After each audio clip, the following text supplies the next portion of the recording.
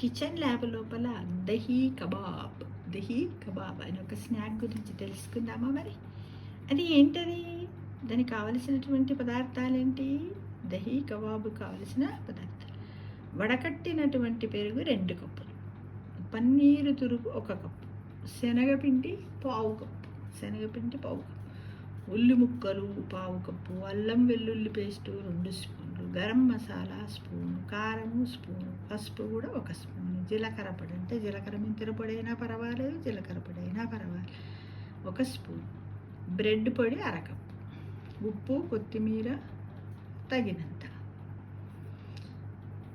ఇవి కావలసిన పదార్థాలు. ఇక తయారు చేసే విధానం ఏమిటది? ఎలా చేయాలి?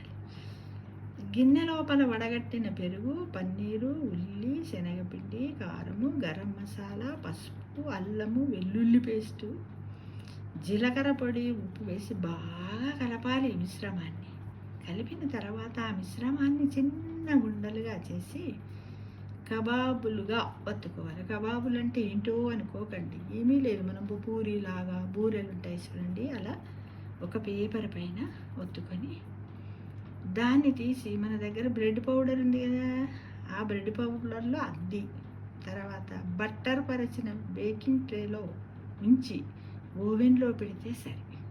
మరి అందరికీ ఓవెన్లు ఉంటాయా? చేసుకోవడం ఎలా అన్నారనుకోండి. అలాంటప్పుడు మనం ఏం చేయాలంటే స్టవ్ వెలిగించి మన ఇంట్లో ఉన్నటువంటి ఏదైనా ఒక ఫ్రై పాన్ను మొదట పెట్టేసి మీడియం ఫ్లేమ్లో వేడెక్కించి తర్వాత దాన్ని కొంచెము సిమ్లో పెట్టి దానిపైన మనం కొంచెం బటర్ వేసి దీన్ని కిందికి దీన్ని వేసేసుకుని పైకి కిందికి ఇలా అన్నట్టయితే కూడా బ్రౌన్ కలర్లో ఉన్నటువంటి కబాబులు తయారవుతాయి. తింటే చాలా టేస్టీగా ఉంటుంది. అంటే ఇంట్లో ఈ గరం మసాలా ఇవే కాకుండా మనం కొత్తిమీర కూడా వేసుకుంటాం కదా మిత్రమా, దాన్ని కూడా వేసుకుంటే చాలా టేస్టీగా ఉంటుంది.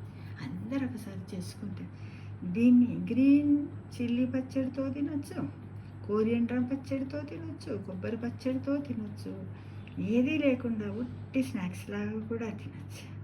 చాలా బాగుంటుంది చూడండి. శనగపిండి, పెరుగు ఇవన్నీ కూడా మన హెల్త్కి చాలా అవసరం కదా.